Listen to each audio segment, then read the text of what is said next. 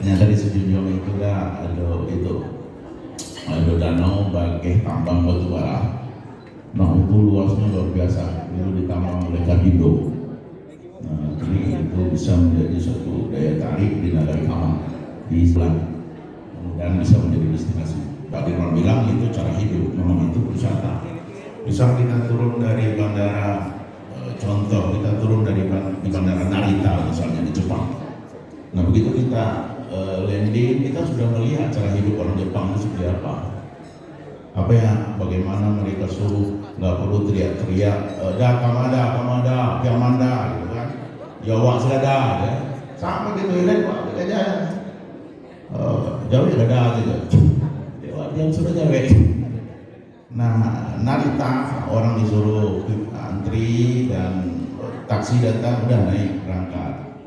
Canggih seperti itu juga, langsung antri. Nah itu cara hidup orang Minang. Oh, orang Minang itu ternyata selama beak. Nah itu orang yang datang mulai menilai budaya itu, cara hidup. Oke, naik kita bis kota bis pariwisata di atas bus, dia lihat, oh guide-nya pakai solo lepis, pakai baju itu. Oh budaya orang Awak itu nggak mau pakai baju adat. Kalau di Bali mereka guide pakai gedeta. Jadi orang di bandara itu sudah merasakan orang berwisata. Nah, Awak wisatawan sumbangnya gaya doang, kadang-kadang sumbangnya sampai ya budaya Awak yang membuat orang bingung menjadinya. Banyak sebenarnya. Awak ini menjadi orang Minang begitu tak, siko gironya lagi dari.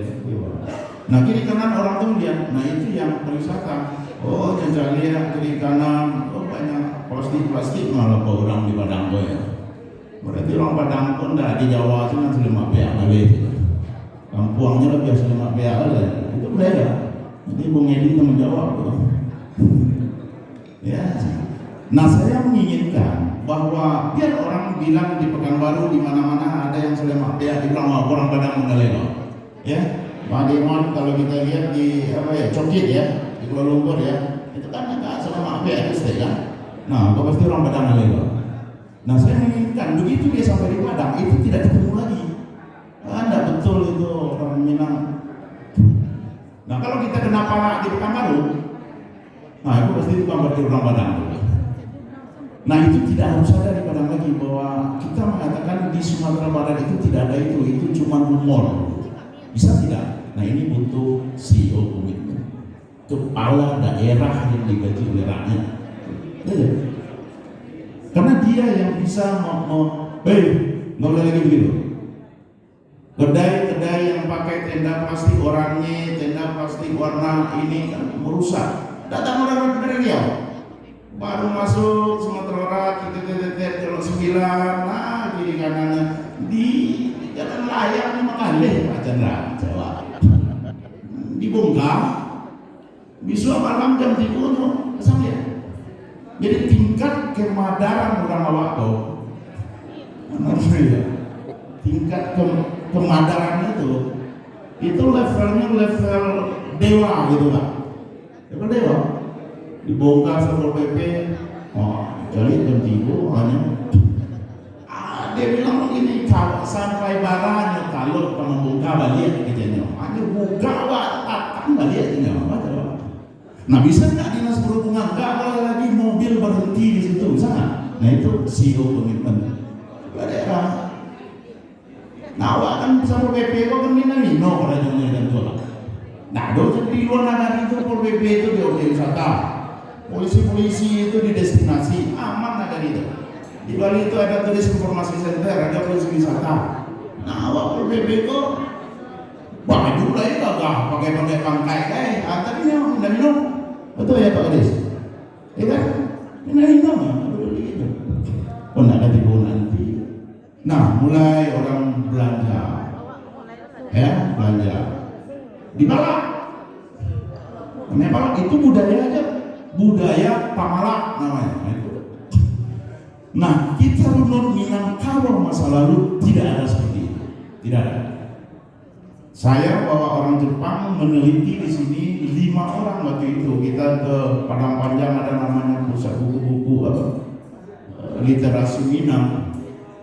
Kesimpulan dari Tito, teman saya Jepang, dia mengatakan begini, betul, hasil penelitian saya mengatakan orang yang paling santun di dunia itu orang Minang dulu. Itu dia bilang, Pak. Sebab dia melihat saya bawa dia bagaimana orang berpantun, orang makan. Kita kalau makan dia kan dipapah orang untuk makan dia. Hah? Kok nasi minta dimakan, kok ayam minta diminum, itu ya dipapah. Lakanya orang tidak boleh Pak cuci tangan dah. Boleh di tangan. Kenapa orang Minang tidak boleh mempermalukan tamu? Tidak boleh. Kalau tamu sudah cuci tangan semuanya baru kita boleh cuci tangan. Itu orang Minang. Tingkat kesantunan tinggi. Kanyang beri orang, ala cuci tangan, orang minta pulang, tidak boleh lu pulang. Kok disiko selalu banyak, itu tingkat kesantunan orang Minang. Kalau kanyang beri orang tuh betul lebih ya. Kok pari iyalah kanyang kami ingin pulang, kok disiko selalu banyak. Orang minta pulang, terus minta pulang, maka lahirlah narasi diksi kami lapeh yemukonan jania. Jadi langsung itu kesantunan orang Minang yang luar biasa. Jadi peneliti itu mengatakan lebih santun orang Minang daripada orang. Nah kita kan diingatkan kasar sekarang. Tidak mungkin orang Minang bisa berjualan nasi Padang di seluruh dunia kalau bangsa Minang itu bukan bangsa pelayan. Tidak mungkin. Kenapa? Dimanapun rumah makan di Eropa, di Singapura kita lihat ratu restoran di Kuala Lumpur restoran di Singapura, oh itu ekspatriat orang-orang kaya makan di rumah makan Padang. Karena apa? Karena bangsa Minang bangsa pelayan. Bangsa Minang adalah pelayan.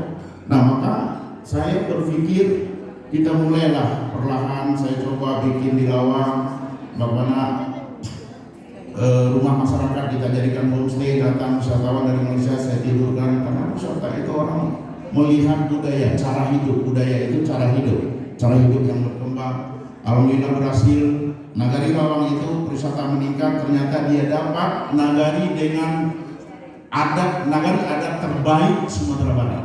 Jadi jangan salah, ada yang mengatakan wisata itu merusak adat, bahkan dengan wisata kita majukan di Nagari Lawang, dia memperoleh nagari adat terbaik di Sumatera Barat.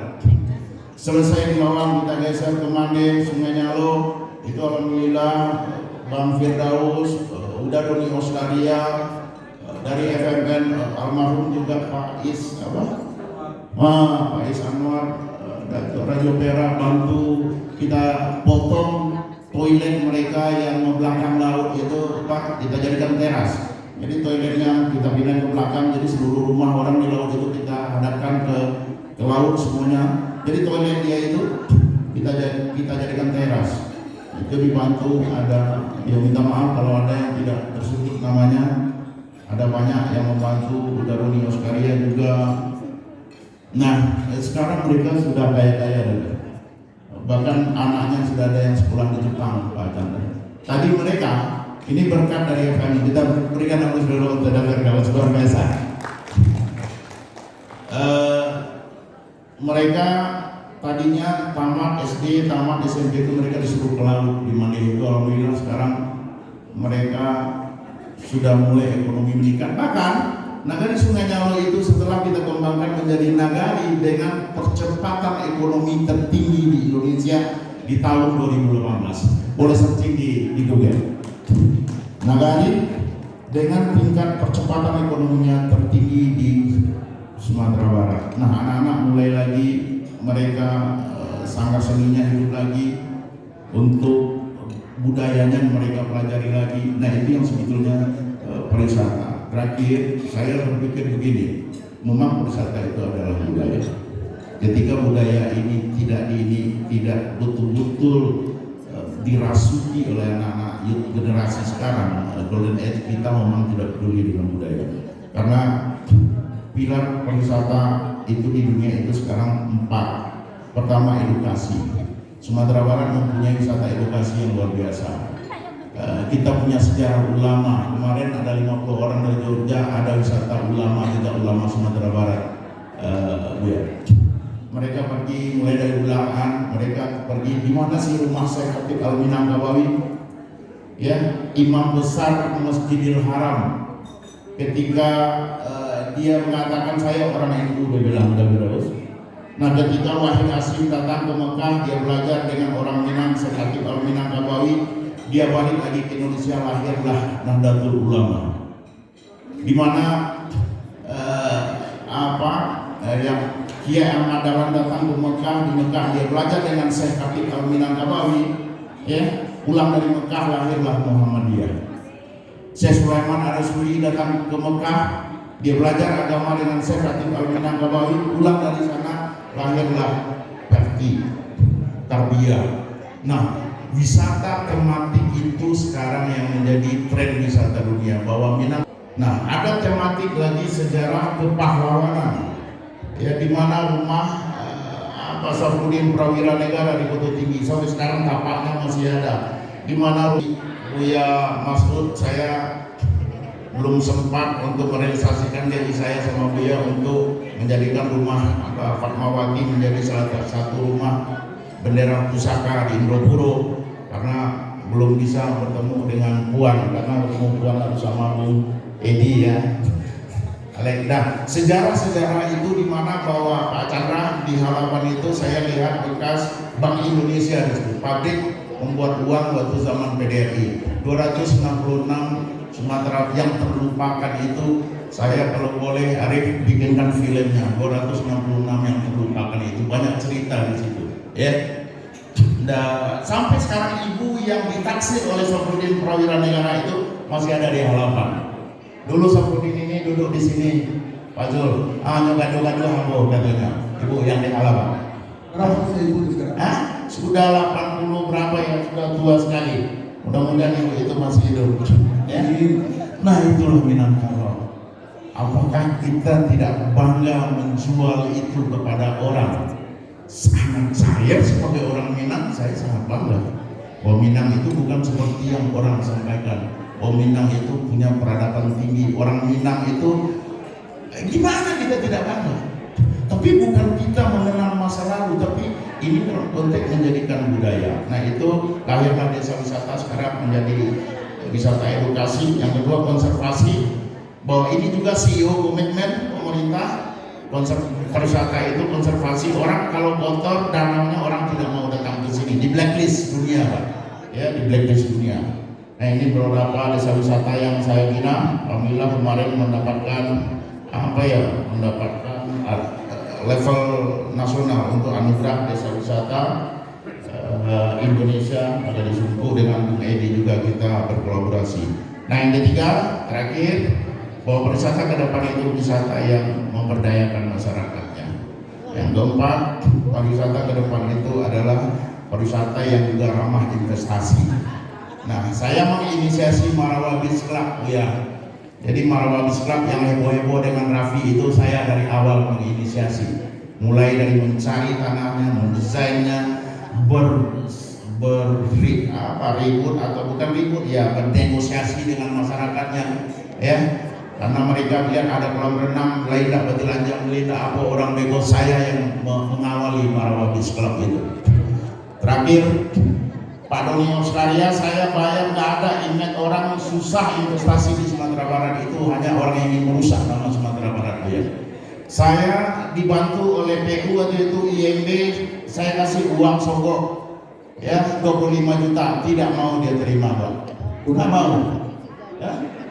Enggak, benar, kami tidak terima. Dan mereka IMB diantarkan, IMB Marawabis itu diantarkan ke rumah saya, ya. Ya, kita sebagai pengusaha ya basa-basi lah. Saya kasih 25 juta, enggak, kami tidak pernah terima ini. Itu Sumatera Barat. Jadi kalau ada yang mengatakan investasi susah di Sumatera Barat, gimana kita mau susah?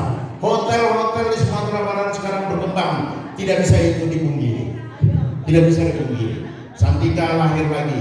Kalau bapak-bapak calon pajang sekarang villa-villa berkembang sekarang. Kalau kita lihat di Harau sekarang, Pak Chandra, itu berkembang semuanya pariwisata kita. Investasi, tidak ada investasi yang cuma investasi kalau diserahkan ke calo. Mereka bohongi masyarakat, orang Minang tidak bodoh. geothermal yang dilakukan oleh Uda Novrin di Solo Selatan tidak ada masalah, aman. Terus kenapa di Talang itu investasi susah? Karena diserahin calo.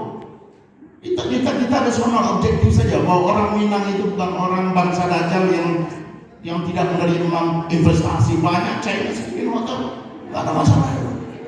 Karena bangsa kita itu egaliter dan pariwisata harus ada investasi dan budaya.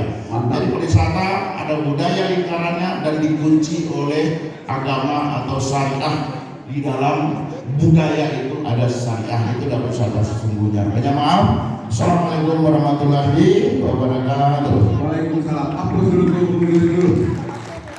Yang berbicara tadi adalah pelaku usaha pariwisata dan sudah belasan mungkin sudah puluhan tahun beliau mendalami itu dan sekarang juga sering membisikkan kepada Pak Gubernur berbagai hal. Tadi komitmen CEO itu mudah-mudahan dibisikkan juga ke Pak Gubernur kita supaya itu juga berjalan dengan baik. Baik, Pak Jasman, ya. Jadi ini ada pariwisata, ada budaya, ada lengkap di Pak Jasman. Pak Jasman melalui pemerintah, Pak Jasman juga dari LKM. Kami ingin dengarkan dari Pak Jasman tentang semuanya. Terima kasih.